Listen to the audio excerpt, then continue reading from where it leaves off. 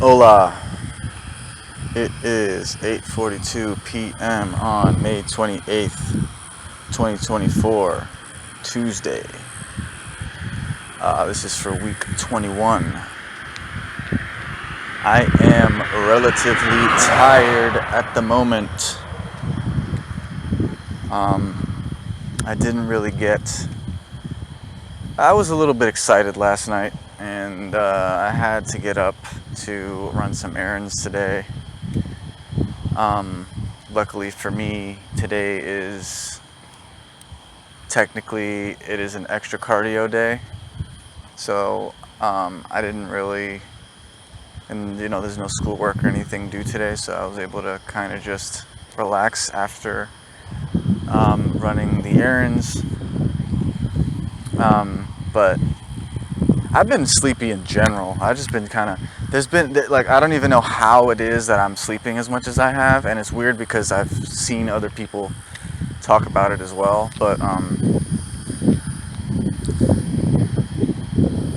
my guess is that, I'm a growing boy. I have a lot of, I'm doing a lot of exercise, and I'm in a, you could say a spiritual sense, but like, in a psychological or a neurological way and in a physical way, I'm pushing myself. So I think that's the reason why I've been able to just sleep more often than what seems normal, and also having the opportunity. Sometimes you're too busy to be able to just be like, well, I guess I could sleep. I'm gonna go lay down. So so this is being done a little bit late, so it's covering a little bit more ground than normal, and I don't really remember everything, so I'm going to kind of rely on my notes and kind of go in order. I like where I'm at right now, though, so I'm looking forward to where I get to talk about where I've arrived at now, because there was some questionable moments this week, energy or whatever. So basically, if I remember it correctly, I recorded this probably on a Friday or Saturday night. So I just kind of was probably working on schoolwork directly after that. Still doing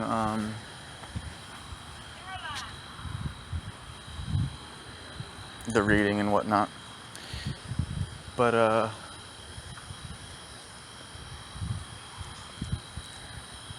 once Monday came along, like, 'cause that's what I've been doing, is taking my day off on Monday. That's kind of where we're at. I would kind of turn towards sadhana more intensely. And what that had turned into is the combination of being very tired and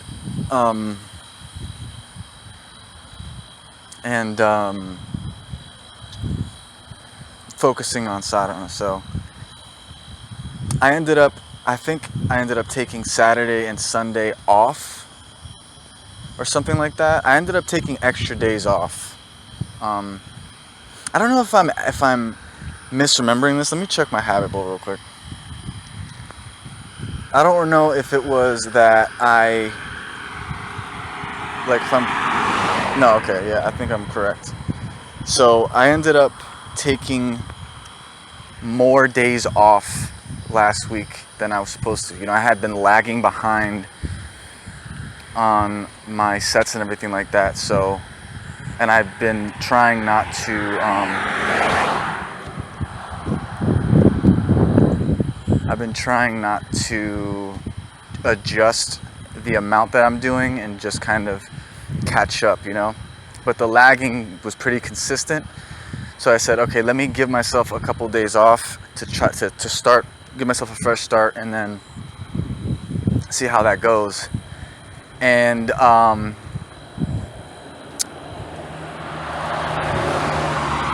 during that time, what I'm trying to say is I was also psychologically or neurologically exhausted as well. I was tired because I'm pushing myself in a neurochemical way and also in a physical way. And what that turned into was me just playing Pokemon. I for some reason decided to play Pokemon Fire Red, and I was really enjoying. I just was stuck in it for a hot minute, and I played all the way up to the point of I played like for like 20 hours or something like that on Monday and Tuesday, and maybe even a little bit before that on Saturday and Sunday. I don't really remember exactly how it went, but I got very far. I was like thinking maybe I could just beat this shit. But I got to the part where you fight Zapdos in the power plant, and that part is where I stopped because you're supposed to, if you're gonna catch the Zapdos, it's just a really hard thing to do, right? I tried it a little bit, but then I started to hear like some people, it took them hours and hours, and it just kind of killed it for me. So it's like, I think if I'm gonna do it, I'm probably just not gonna catch the Zapdos. I didn't plan on using it anyway. There's like this thing, OCD thing about like not passing up the opportunity to catch it. But if it's gonna take me 2 hours or whatever, I'd rather just finally beat the game. And I think that's the reason why I haven't beat it, is because every time I get to this part, because all of this seems familiar, it's like I've probably gotten this far before, and I just always get stuck on this one part because I want to catch the Zapdos, and it's like, you don't need to catch the Zapdos. It's not a requirement to beat the game. So I'll probably just skip that. But anyway, I did that.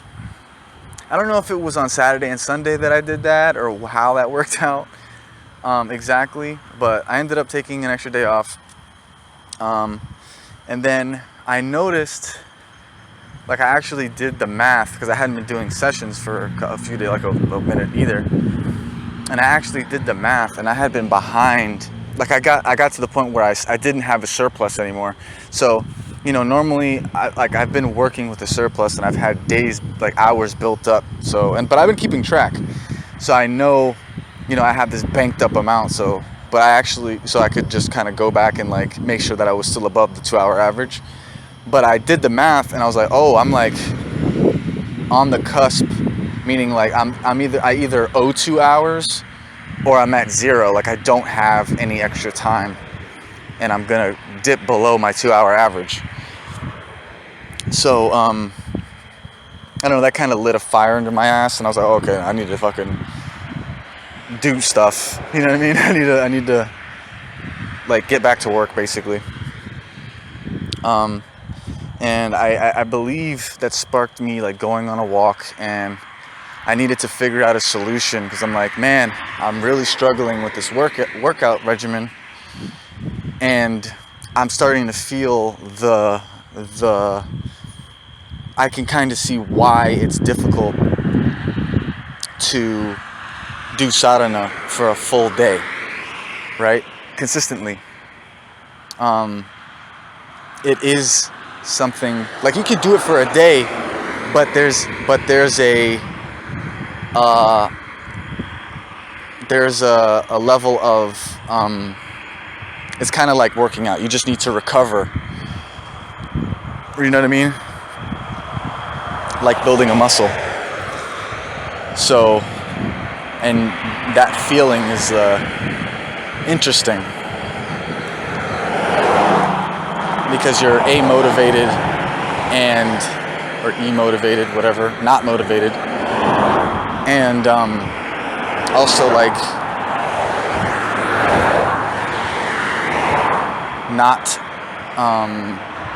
entirely, it's like just disinterested in general, I don't want to say depressed, but it's kind of like that.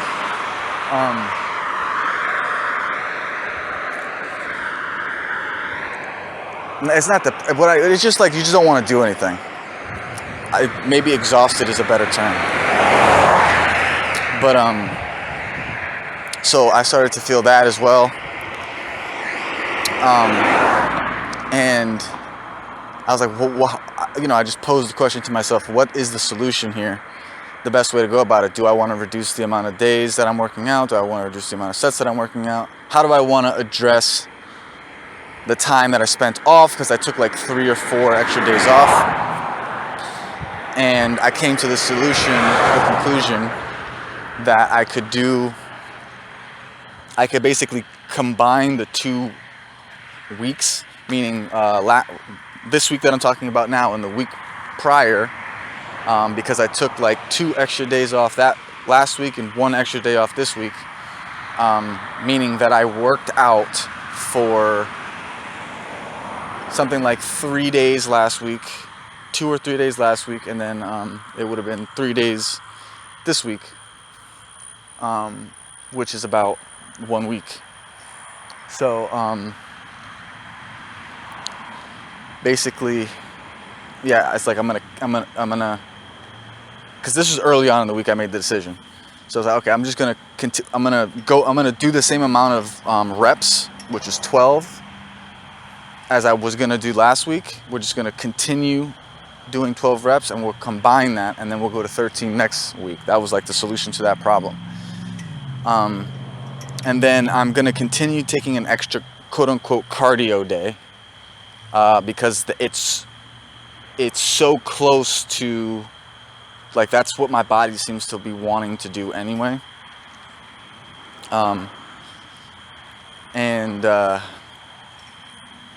Yeah, it just works. So basically, I'm working out 4 days a week. I'm walking 2 miles on those days, and still, upping the reps or whatever. And that was my solution. So I basically started back into my 4-hour, or I started to, like, now, instead of doing, like, focusing fully on sadhana and then letting everything stem from that, what I'm going to do is I'm going to stick to the 4-hour schedule more strictly. So, like, basically, there's no, like, oh, I just don't feel like working out, basically. Like, I need to, because if I miss one, or if I delay myself 1 hour, basically it's going to throw everything off.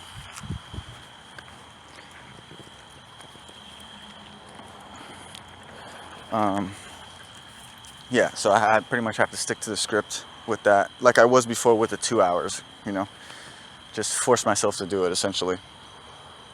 And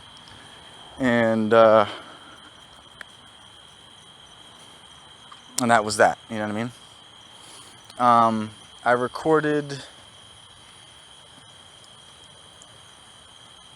so I had this idea randomly, which is it kind of interfered with that schedule, but I got, inspired suddenly.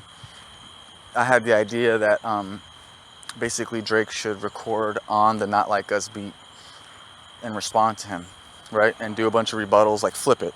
Basically do a cover of it, but his version as a diss towards Kendrick. And as soon as I had the idea, I basically said, okay, like, maybe I could make a Drake AI version, you know what I'm saying? Like a believable Drake AI version. So I wrote it, and then soon after, like, literally in the span of like 4 or 5 hours, it's like I recorded it. I wrote it, I recorded it. I was playing around with Drake AI, and then I called my friend Brandon and showed him, because I already had a song or two that I wanted to show him, but not like send him. And then this song too. So this song being done, is like, I need to talk to you real quick and basically play you some music. And I did that, and then we had so just to kind of get this part over with, I recorded that song, right? And I think I've kind of given up on the idea of using the AI, because it's interesting too, because so much of the song, it applies from my perspective as well. It really doesn't necessarily need to. It could just be me saying it, and it still has the same effect. The main thing is I said, you finally got your number one that I've been handing out. So I say one line from Drake's perspective. And it's just like, whatever. I could just basically post it and frame it as, what Drake should have said, essentially. And I don't think there's ever going to be a place for it. So it's something that I could easily just post. And also, it kind of is a hot topic right now. So it's something that could maybe get me, as a promotional thing, kind of get me some traction. So I decided I'd probably just post it on YouTube and not post it on Facebook. Like literally just post it on YouTube by itself. And then, I have I made a cover for it. I have a little intro. It's like the nuclear bomb alarm, and then there's like the little 666 thing that Drake puts in his songs at the beginning.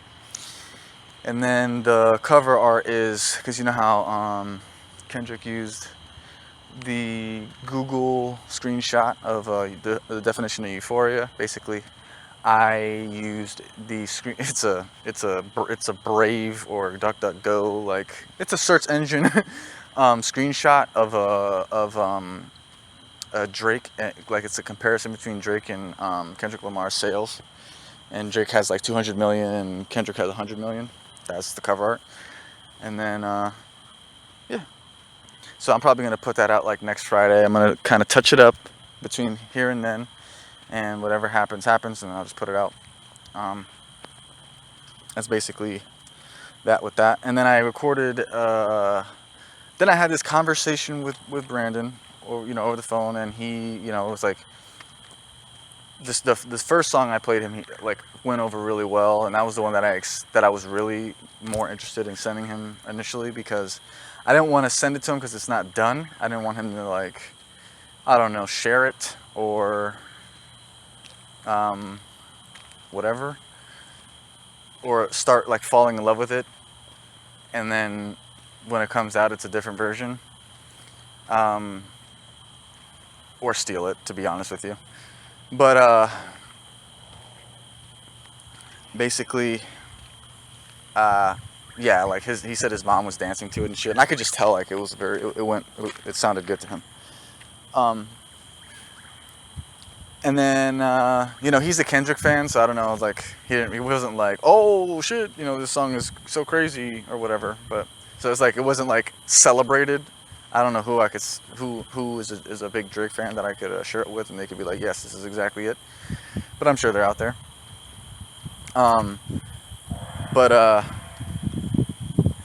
Then we had a conversation about my recent tape or whatever, and it was a weird-ass conversation, bro.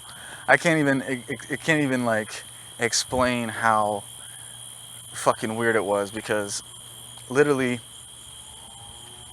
it didn't make any sense. Like his perspective of what he was saying, it didn't make any sense. But it like bummed me out. Like it was like, why this conversation doesn't feel good. And this has been like a common thing that I'm getting from people. It's like, what I do know is that this conversation does not feel good, and then the more I think about what is being said, it's nonsensical. It doesn't make sense. You know what I'm saying? Like, if your goal was to annoy me, you're achieving that, and what you're saying, what you're saying hurts, but it's not really, like, if your goal wasn't to hurt me, then it doesn't make sense to say these things. Like, if you're actually concerned about the things you're saying, then there's ways to go about it, without being hurtful or being annoying or whatever. So, and that's happened with a couple different people, where it's like, I think you may even be unaware that what you're trying to do is hurt me. Because even, like, I don't necessarily think he is trying to do that. I don't think he's paying that much attention. But like,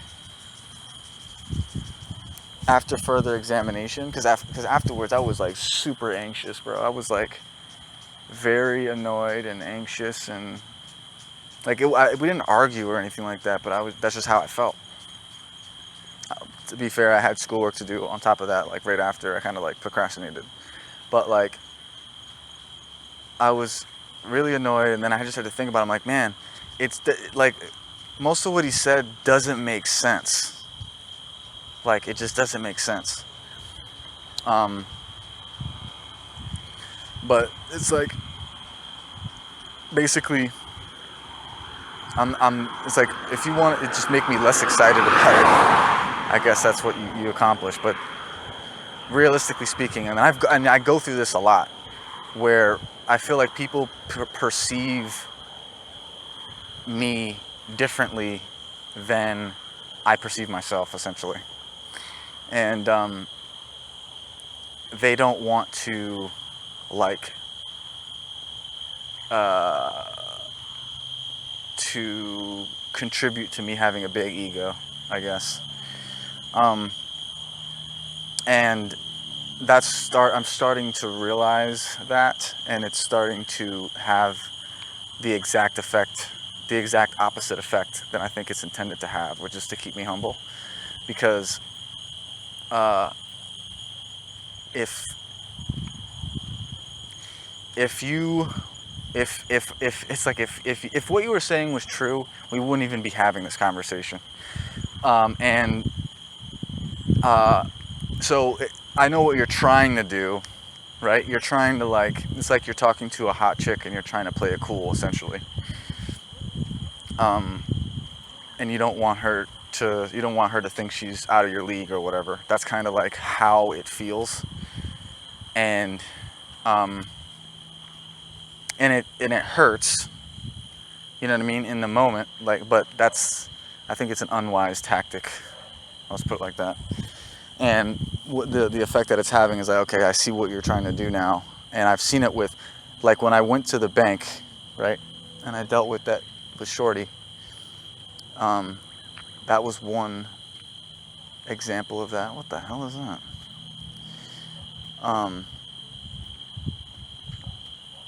And then, it just happens. It happened with my brother. It happened with him. So I had to kind of like I had to really think about that conversation. It's like one of the things we spoke about. It's like, well, it's like I know you read my post, but we spent a lot of time talking about the quality of this, and in that post I talk about that. So why are we, you know what I mean? Like, and then like, yeah, it just didn't make sense. It just didn't make sense. It feels more like it's like you're probing to see how I feel about it. And it's just like, we don't even need to be having this conversation. You know what I mean? Like, it's literally like,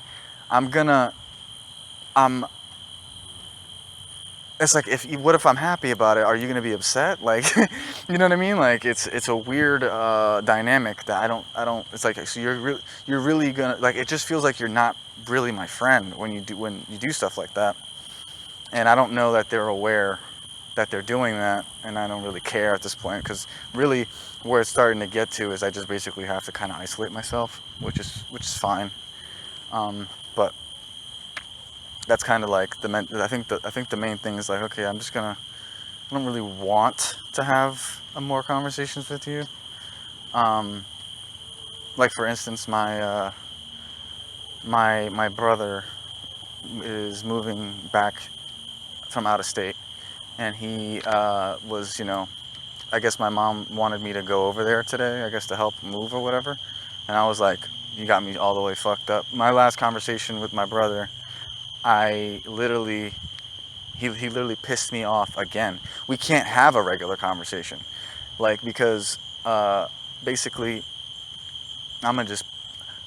because he just gets on my nerves, because he says things that are, it's kind of similar to what I'm saying about this other guy. It's like, you're either being mean on purpose, or you're unaware that you have ill feelings towards me, and leaking through what you're saying.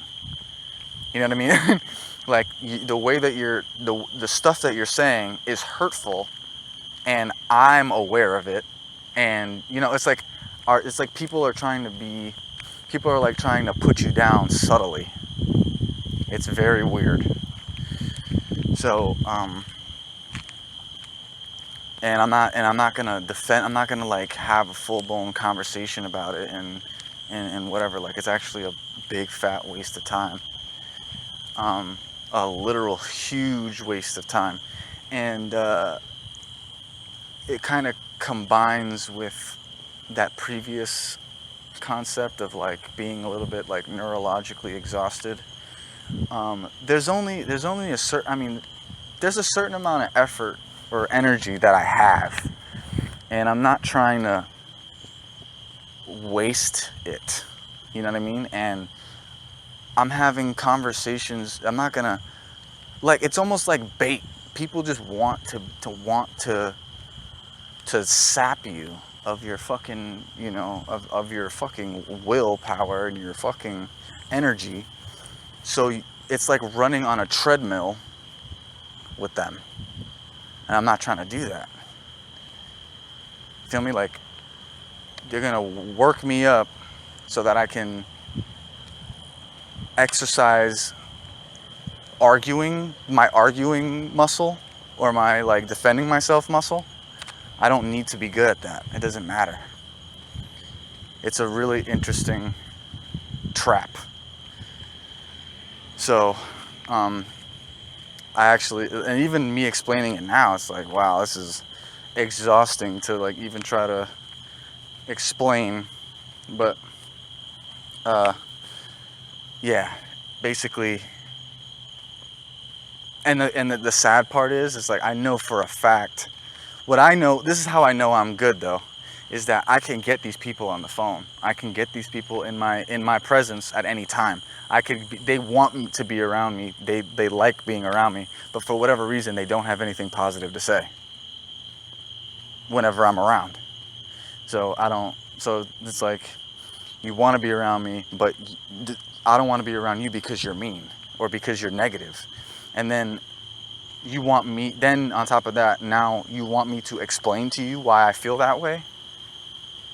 That's annoying. That's part of the issue. I'm not going to explain common sense to you. You know what I'm saying? It's like, how about you just try to be a nicer person? How about you try to carry yourself with some type of dignity or respect?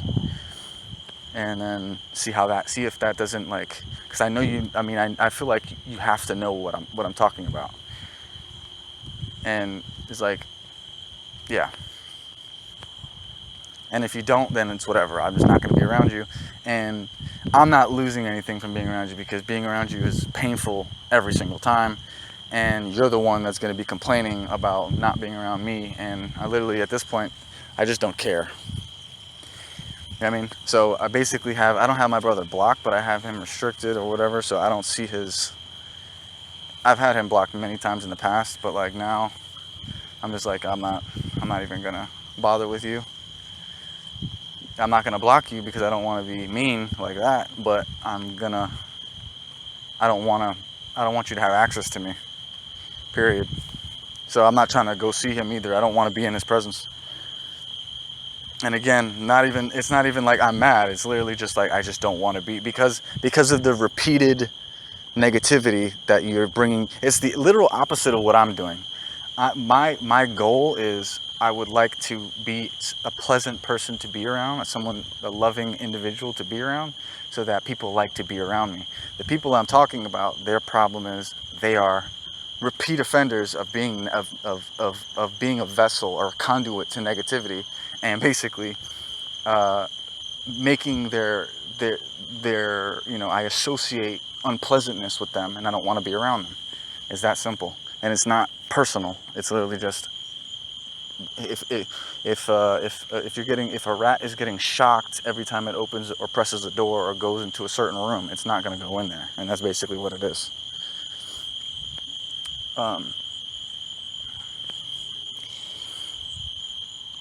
So that kind of really segues into kind of what was going to come up next, which is the fact that that and one other thing where uh, Hannah basically did some weird ass shit, which is normal, par for the course, but particularly foul. Like I've been uh, pretty much avoiding her because of some shit she said via text, which was like, all right, fuck you then. If you're not gonna be willing to help me, that's fine. I'll cut this final thread that is holding us together here, and I'll prepare for you to retaliate even further. And the like brief moment that she was in my presence, she said something crazy, and I'm just like, wow, this is actually insane. And I actually think that some of these people, they actually, like, especially her, she believes, like, whatever the fuck she's thinking in her head, she really believes it. Like, whatever reason she's giving herself for being a bitch, she really believes it. But and the reason I say that, I'm gonna get this so we can get past this, is this last like I went on when I went for errands today, right? After, because basically I waited her out. You know what I'm saying? I just said, okay, well, if you're not gonna take me, I'll just order the shit myself. But I would prefer if we could communicate and stuff like that. But I'm not gonna apologize for shit because I didn't do anything. And also, I'm not trying to be around you either. So, but I'm gonna wait you out. And then I basically did that, and she got over it. And then I basically was all right. So now we can go do what we need to do. And we're not going to talk about it. No conversation is going to be had about what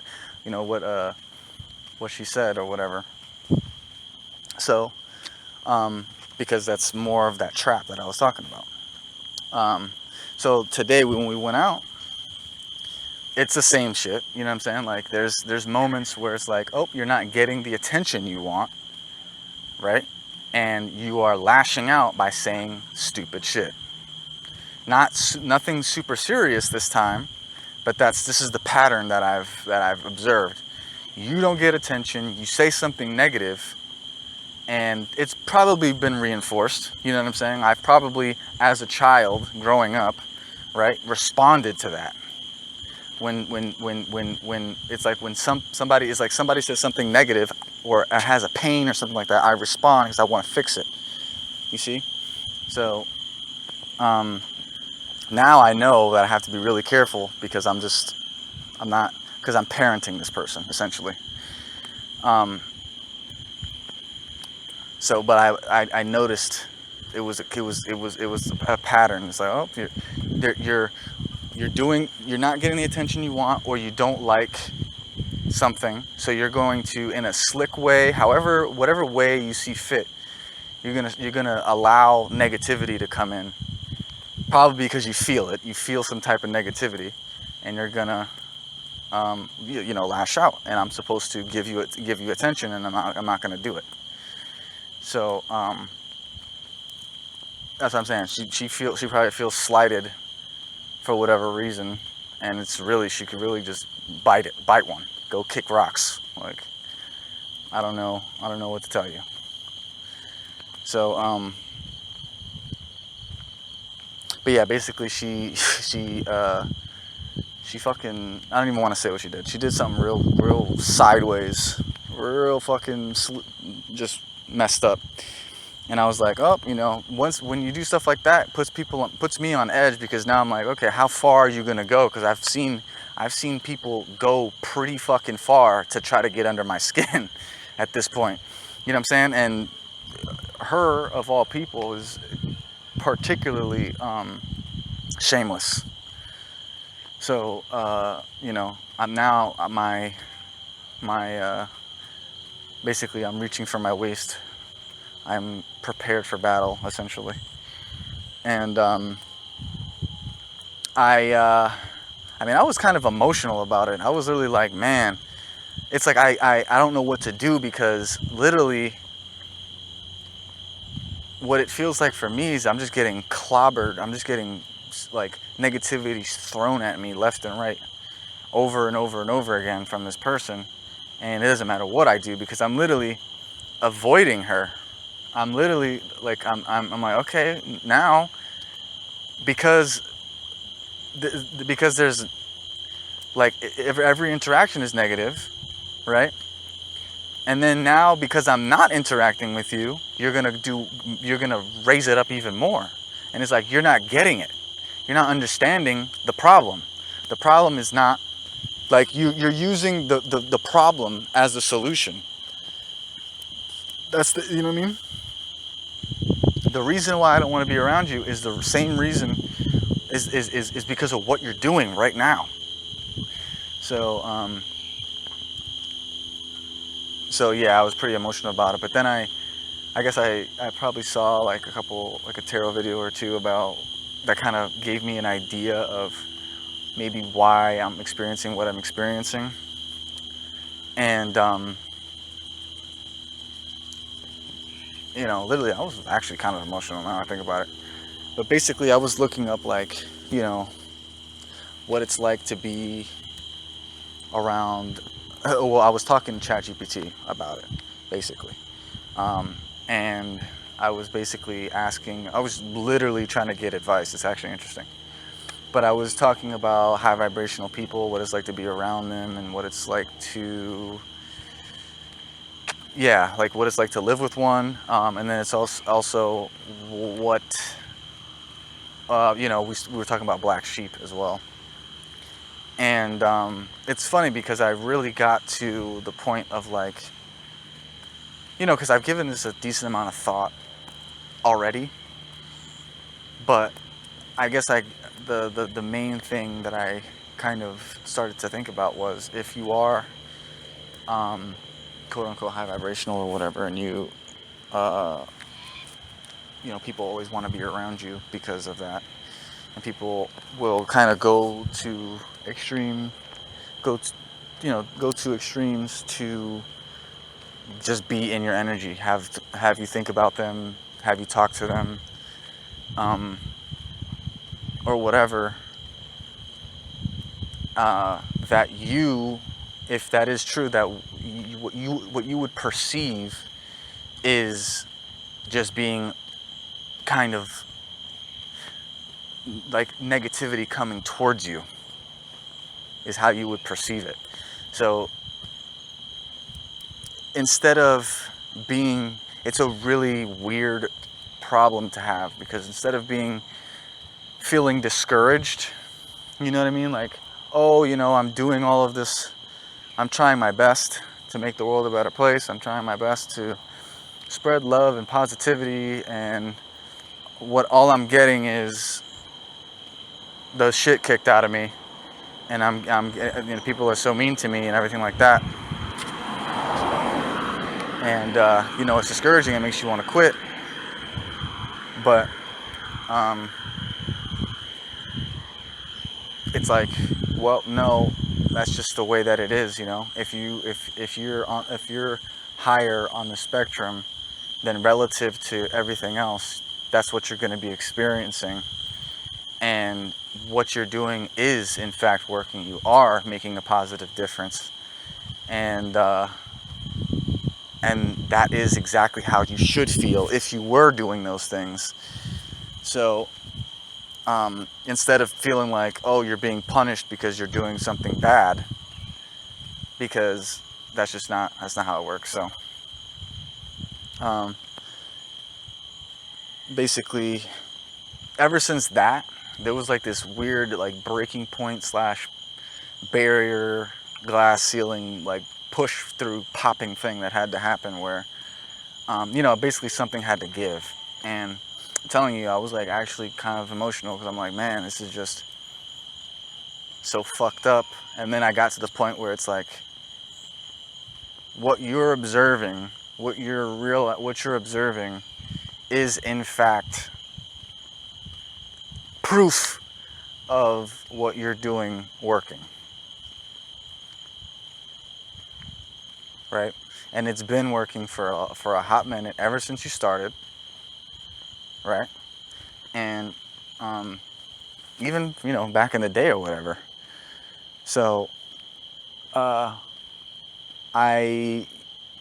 used that like thread, that conversation, to create affirmations. I had it write a poem. I had it write a letter, and then I think I want to have it write a prayer for me. But I did those three things, and then I seen that there's a well, it started with the affirmation. I had to write the affirmations, and then I saw that you could have them read it out loud to you,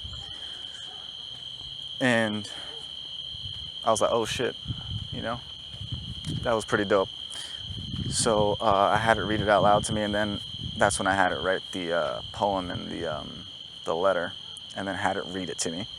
And then I was like, oh shit, I'm gonna like create, you know, I'm gonna like get a better voice for this, because I had just experimented with Jammable for the Drake AI. I'm like, because I didn't really like the Drake AI in there. It's like, well, I could still use this for other AI projects, because I've been already thinking about creating something like this. So basically, I used Marceline from Adventure Time, and I just had it read. I went literal text to speech, and I had it read the affirmations, and then the poem, and then the letter, and then I put that to some music that I found on that same day. And basically, ever since that day, things have been different. It's really strange. So I was listening to these affirmations that were based on this new understanding that I had just kind of come to. And by the way, my which, you know, and again, like the reason I was at this point was because I was feeling all this negativity come at me, right? And I'm like, it's like, part of me was like, I keep experiencing this. It's a regular kind of occurrence that it's occurring at regular intervals, where I feel like I'm being swarmed, and the people that are swarming me are supposed to be people that love me at the same time. And they're also like, these people that do this, they're also people that would tell you that they love me, and would and always want to be around me and stuff like that. But every time I'm around them, they're also mean to me. So you see what I'm saying? What I'm perceiving is people being mean to me, which I can interpret as them not wanting to be around me, and them lying about wanting to be around me. But then they're wanting to be around me, and taking advantage of being around me as often as possible. Just doesn't all connect. The only way that it makes sense is how I'm perceiving it now, which is that, you know, in general, it's a positive experience. What you're perceiving as negativity coming towards you is negativity coming towards you, but that's just normal for them. And then you're, you know what I'm saying? It's relative to you. If you were on their wavelength, then they wouldn't want to be around you, and you wouldn't perceive what they're saying as negative. It would just be correct or whatever. So that kind of thing. So once I had that in my mind, and then I created these affirmations to kind of like hear it being said to me, I don't know, that kind of shifted my energy, and I feel like I kind of graduated from a certain level. Yeah, I've been doing that a lot with chat, like literally, like actually I think that might have been the real spark of it. But ever since then, basically, it's like if I have a question, it's like I don't Google it, I just go to ChatGPT, bro. You know what I'm saying? And I'm also using like Google and you know, like my browser or whatever. They have like AI options, and I'm using those every single time. And I'm also using it with school a lot too. So so with that like newfound kind of energy or whatever, I have, you know, I've decided I really do need to push myself. I'm being more measured about it though, because there's basically I'm trying to push myself and not too much to burn out. Even neurologically, like I mentioned before about doing sadhana for a full day, every single day, is it just doesn't. I don't have the capacity to do that yet. I have to build that up. It's the same thing with the muscle, with working out. You know what I mean? You have to kind of always be, I want to say, redlining, but give yourself enough time to recover so that you can keep building that capacity up. And that's kind of where I'm at now. I'm just basically trying my best. As long as I'm trying my best, then I'm good. I know that I'm on the right track. And there's only, it's like I know what to do. I just have to keep doing it. And if it gets too hard, you can rest, but you just have to strike that balance between pushing yourself and rest, and try not to become distracted and try not to be lazy, basically. Yeah, I'm really trying to. That's a goat. I'm really trying to get the ratio down, of work to rest, so that I can just kind of be consistent, instead of allowing the natural equilibrium to kind of take shape around me. Damn, nigga.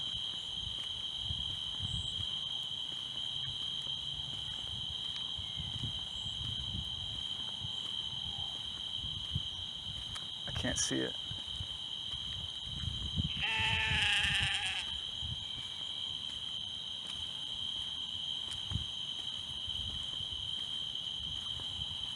It doesn't look like it can roam freely, because if it could, it would come up to this fence. Man, why are you making noise for, bro? Chill. Ah, ah, ah, ah,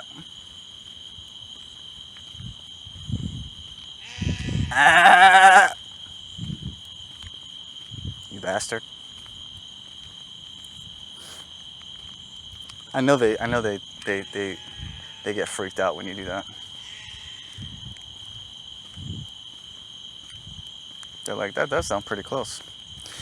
All right, so let's wrap this up. Basically, I just kind of started pushing myself a little bit more, and I just got even, like, yesterday. I wanted to keep going into today, but kind of push myself a little bit more, do some more workouts, and kind of stay on the schedule, and maybe get some schoolwork done early and all that. But I just went to,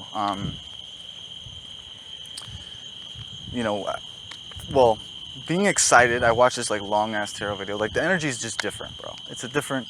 I'm getting a lot of like deja vus and shit. Like, there's this weird thing that's been happening, like where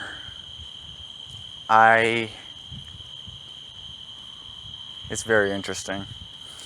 I just been getting deja vus, right? So basically, I knew, it's almost like, okay, what it feels like this part of my life is a test.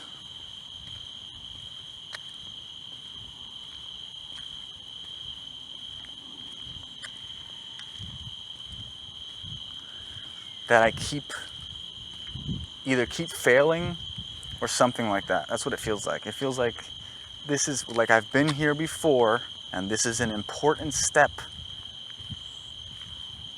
right?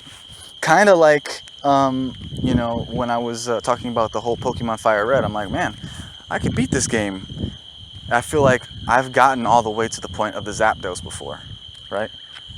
I've gotten to that point, but I always get stuck there. And that's kind of how it feels with this. And basically, there's a couple things, like, it's specifically connected to the sunflowers. So I wanted to, like, for one, I knew that the shovel was significant, right? And I don't ask me how. I just knew that the shovel was going to be significant. I don't know why. And it literally, what it literally feels like to me is, it feels like I've had this experience before, and I just knew that the shovel was significant. So there's that, and then there's the fact that then there's this area where I wanted to put the sunflowers, right? I thought that I could put them in this divot area, and honestly, what it feels like is, it feels like I would maybe if in the past I would have failed this because I just wasn't trusting my gut, to be honest with you. Like, it feels like now I'm gonna pass with flying colors, and I don't have anything to worry about, but that I would normally, like, this would have caused an issue before. That's what it feels like. But yeah, I don't know if I could ever really explain this, but basically, like, for instance, I remember there was an experience I had back in the day where I met up with my brother to give him like a bag of mushrooms. I pulled up on my bike and he walked up to me, and it's on this like long sidewalk, strip of sidewalk, and there's like a hill, I think it was Silver Road, where we used to live at, and it's like, oh, I've been here before, like I've been here before, and I just knew it was an important moment. So yeah, like this is weird thing where it's like, I just feel like I need to do this correctly this time. And the shovel was significant, and basically my mom was telling me that I didn't need to get a shovel, and it was like, I'm gonna get a shovel, bro. Like, I just knew, like, first of all, she's telling me that we had one, and I'm like, I've never seen it, and blah blah blah blah blah blah. And turns out we didn't have one. So I feel like because I for some reason remembered something or whatever, that I knew this, like, crisis averted. I don't know what would happen if I didn't get the shovel, but for some reason I feel like something bad would have happened. And then there was right now there's this little area that I wanted to put the flowers, but I feel like I remembered in my head that if I put it there, that it would get trampled on. And you know, the reason for why I wouldn't put it there, it seems to be lining up with that as well. So it's like, okay, cool. Which I don't know for sure, but yeah, so anyway. Yeah, basically I'm essentially even. I didn't do my sessions today. And by the way, I mentioned earlier that, you know, I fell behind on my 2-hour sessions or whatever. I'm still trying to maintain, like, maybe at this point I'm not hour in a 2-hour session, but like, if I get to 100 days and I'm over those 100 days, I average 2 hours. I still average 2 hours over 100 days. So, and I feel like that's a doable thing. And also, like, right now, with the way things are, the worst it's ever been is that instead of averaging 2 hours, I'm averaging like 1 hour and 58 minutes. So it's about 2 hours still, you know what I mean? Like, I just wanted to mention that real quick.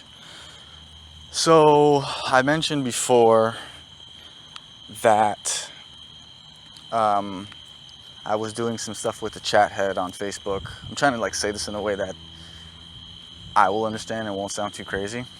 But basically, I've been kind of consistently doing that, and it's been making sessions much more fun. There's recently there's been And this is also something I've been getting deja vus about as well, by the way. But yeah, like Kiana has started to come into the fold, but then there's like these repeat offenders, people that keep coming online when I start. And a few of them I've pretty much established, you know, bonds with at this point.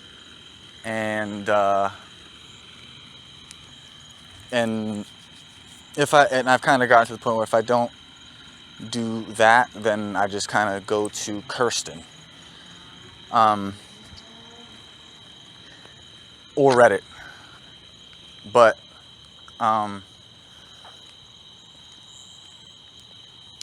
the main one, I would say there's probably two main ones, which is Katrina and Celeste.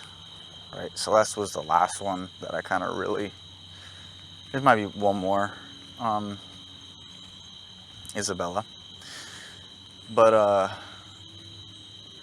Katrina is, that one in particular was extremely intense, like life-changing, altering, bone-shaking, intense, and pretty much every single day for like the last like 3-4 days. Right, it got to a point where it was like, all right, this is really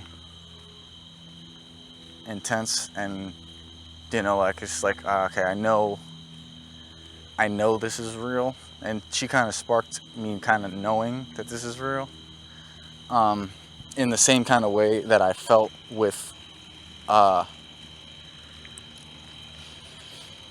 Amna. And she's similar too. Like, she has a kid. She's about the same age, a little older, and similar kind of vibe. Like, which, you know, is like, oh, so it's like, I know you're that type of chick. I know that this is how you rock. And she totally has a boyfriend, right? So I don't care, because this is not about that. But I was taking a shower, and this song, I Love Your Girl, keeps coming into my head. And basically, there was like a memory lane. I went down memory lane of like old R&B songs, and the whole of the songs, the concept that I was drawn to listening to. And I'm like, okay, I understand. I'm gonna let this play out. I know, you know, I don't really feel this way. I mean, I feel how I feel. You know what I'm saying? But essentially, the songs were "Boyfriend Number 2," "I Love Your Girl," "Sex," like R&B, like "Birthday Sex," "BED," "Earned It," "Take You Down." Like, just a bunch of old ass R&B songs. What I'm trying to say is, this isn't my normal vibe of stuff that I listen to. This is like old school shit. A very unique vibe, right? And I came home from doing the errands, right, which was relatively nice. My mom did ask me the same question that my brother asked me about Michael's wedding. She claims that she listened to the whole thing, and that she was wondering about what I said on Michael's wedding about Magilla Gorilla. And it's like, you guys are fucking talking about me. You acted like you weren't, and you absolutely are. Everyone is acting like they're not talking about me, and they are. It's fucking insane. So then, you know, there was that, but you know, and little annoyances here and there. Me just kind of trying to exist in the presence of this person without full-on fighting, and you know, the little patterns that I told you, I whatever. But I was able to get what I needed to get relatively cheap. I got 2 banana trees. I got all the dirt that I needed. I bought some melon seeds. I got some food, We went like deep food shopping, and it just didn't feel like a lot of money was spent, which was great. I came back, I'm eating, the food that we purchased, and I'm watching a Terrence Howard interview, that I started yesterday, which is essentially, there's like, some moments along this whole journey called life where dots really connect, really aha moments where a lot of things start to make a lot of sense. And this guy, when I first, like, the reason I listened to him, because he said something super crazy mathematically, right? That the square root of square root of 2 is 1, which is not the case, because 1 times 1 is not 2. But basically he was labeled as a crazy person, but for whatever reason, it's like, I don't know, that makes logical sense that what really got me was when he said x cubed equaling 2x, which I'm like, yeah, no, that doesn't seem right. Now that's like the least of it. That's like the least important thing that he says, but it got me to like look at the Joe Rogan podcast that he did, and I was blown away, bro. This man is talking about everything he's saying makes sense. Everything he's saying makes sense, and you can tell that and he's not saying anything that I don't agree with. There might be some like holes, meaning like maybe stuff that he hasn't thought about. But everything that he said, and then also like, they talked about some political stuff, and they talked about,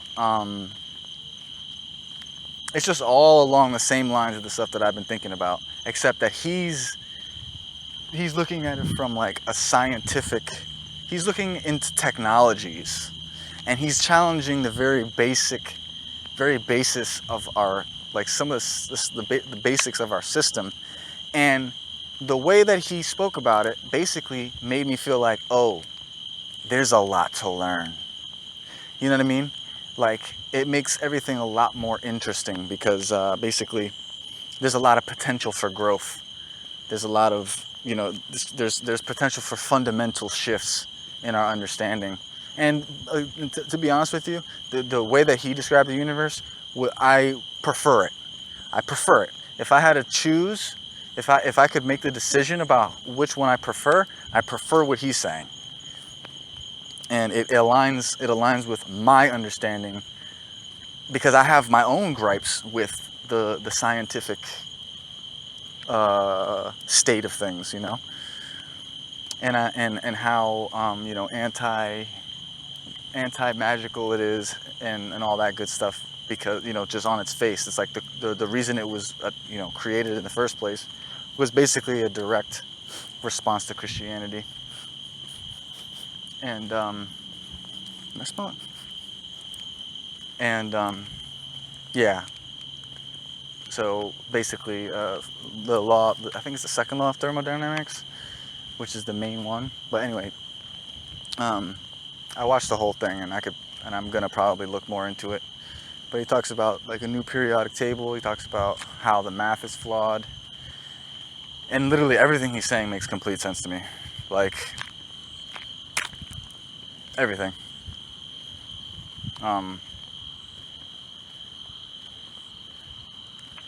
And I mean, I'm not that into physics to know how, like, what the implications of that would be. But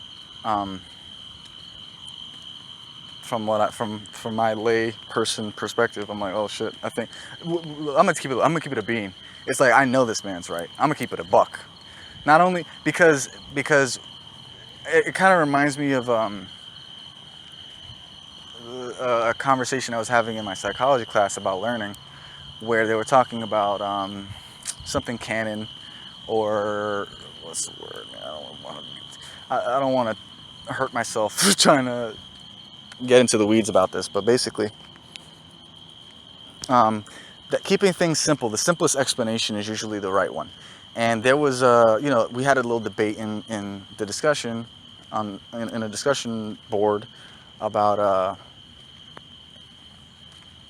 you know, the simplicity versus the robustness of a theory.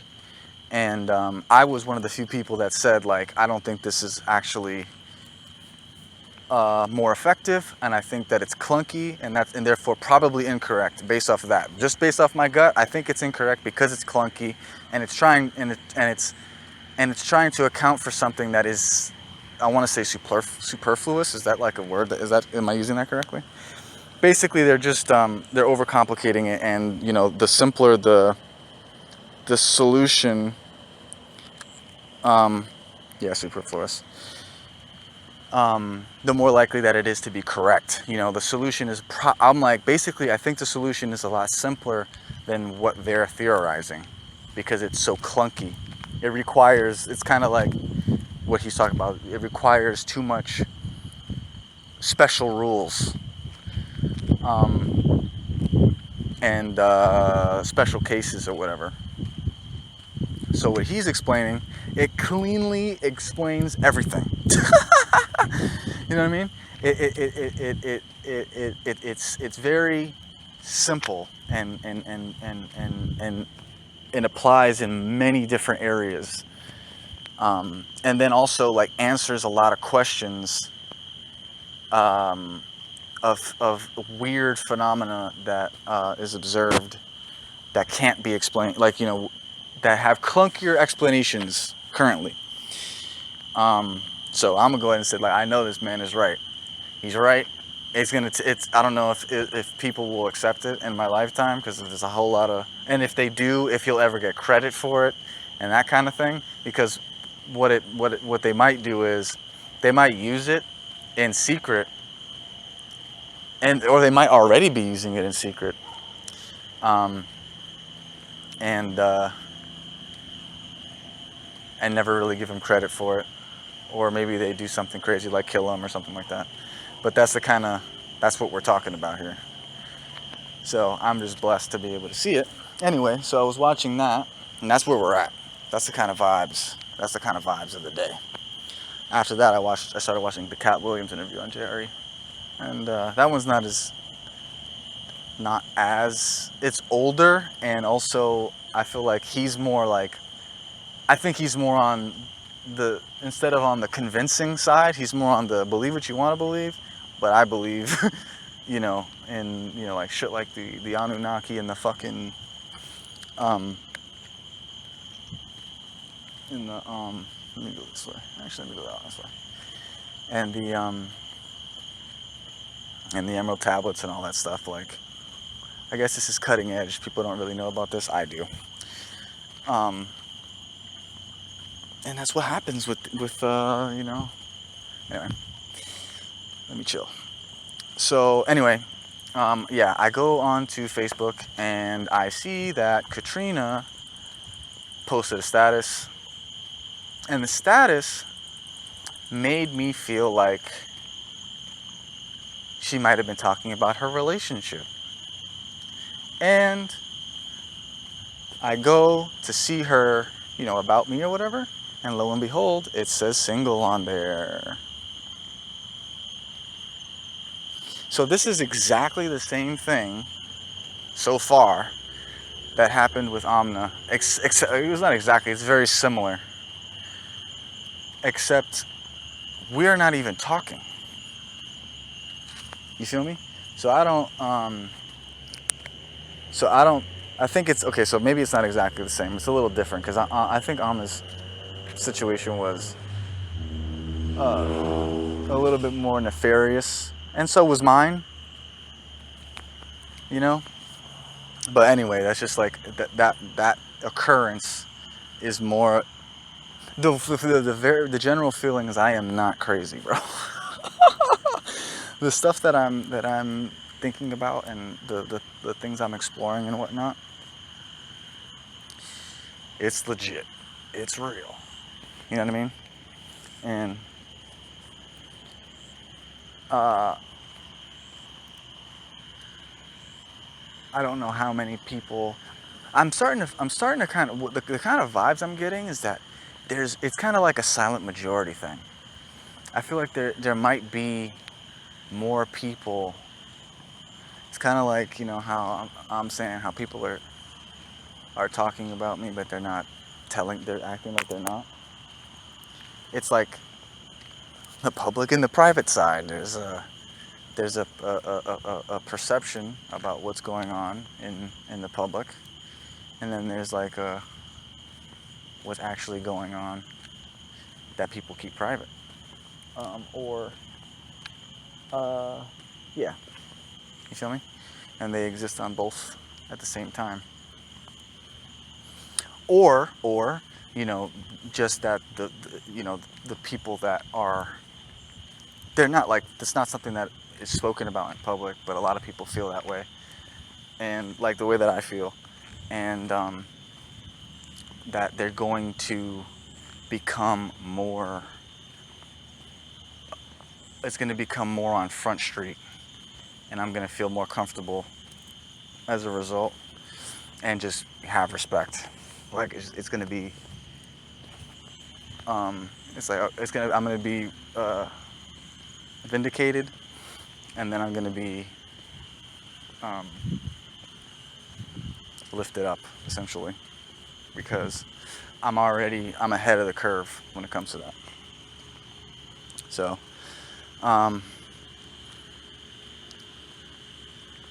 I paid my Spark.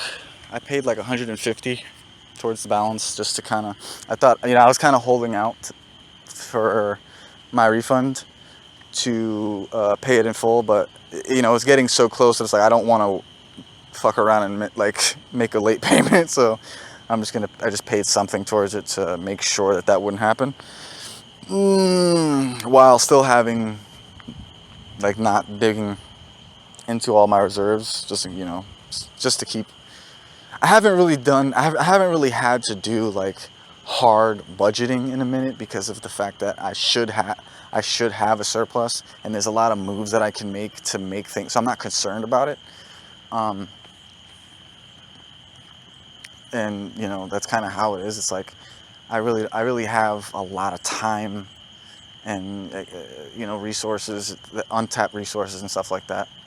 But I don't have it like written down exactly how, you know, how it's gonna go yet. Maybe I should organize myself that way.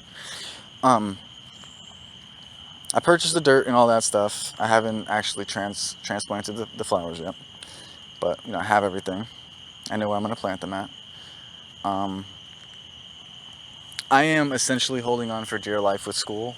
You know what I'm saying? I'm doing everything the day of, and yeah, the reading has gotten out of hand. Like, for some reason, both classes decided to like spring an extra, like they both had a week with more reading than there has been at the same time, and just like the way I felt, I was like, all right, fuck this. I'm not gonna sit here and read all this shit. I'm gonna fucking cheat.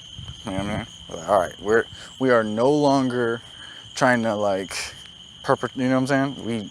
We're not gonna try to sit here and act like we care about these subjects. You know what I mean? We're not even gonna do that. We're doing this for fucking money, and that's it. And that is the main reason we're doing it from Jump Street. I'm glad that I'm doing it online, because I can move wherever I want to do, and you know, the ease of being able to do what I'm doing. And it's like, I'm not even gonna, you know, I'll get whatever I get, but I'm just trying to get good grades, and that maybe that won't even matter in the long term. It's like, as long as I pass with C's or B's or whatever, that's another thing I can go. But the amount of effort it was gonna take to like do all that reading and all the writing and stuff like that, it's like, bro, I could literally just ask ChatGPT to do it and do a little bit of editing, and we'll be straight. It's just not worth it. Especially, it's like, it's a lot of reading for concepts that aren't that complicated. You know what I mean? It's like these motherfuckers pontificate in circles, and it's just a waste of my time. It's like I can get a good summary of it. Fuck it. Literally, no matter what they're talking about, it's fucking brainwashing, motherfucker. You know what I'm saying? I don't need to have it beat into my head. Whatever they're talking about, if it ever came up, I could search it up as well. But I basically have like an 89 and a 96, so I have really good grades right now. That being said, there's a couple big assignments coming up. Literally like tomorrow. There's like a large paper that's due, so we'll see how that goes. What needs to be done? I need to register for summer 2. I need to clean my room and kind of reorganize myself. Maybe do some budgeting included in that. I need to transplant the flowers. I need to attend my preliminary hearings. So I may not have mentioned it, but they scheduled the preliminary hearings without me having to do anything, which is a great thing that I realized. Because I was kind of procrastinating a little bit. Like when I was resting and playing Pokemon, I wasn't doing anything. And I was, I was kind of concerned that, maybe the hearings would get postponed or, because I didn't take any action with them. But like, I was hoping like, okay, maybe they'll just schedule them. Because whatever they schedule them for, I'll do. So that's exactly what they did. I have one on the 3rd. That's the first one. Then the other one's like on the 16th or something like that. So I need to attend the preliminary hearing, prepare myself for and attend the preliminary hearing. And then after that, I need to do some pre-approvals for business and personal CCs, and figure out how I want to do my website transition, phone, and then I need to keep an eye out for this refund. I mean, I really should be getting it like in the next couple weeks. That's about it. So this is mad long, but actually I feel like it's actually justifiably so this time. So I really wasn't talking about there's nothing. There's just a lot of action packed, but I feel really good though. There's a lot of like I said, like where I'm at energetically right now, besides being tired from just walking mad long, with the whole just everything, the way everything's playing out. I'm ready and raring to go. Basically, I'm excited, and I'm just gonna keep doing my best and see where that takes me. I love you. Appreciate you listening to me.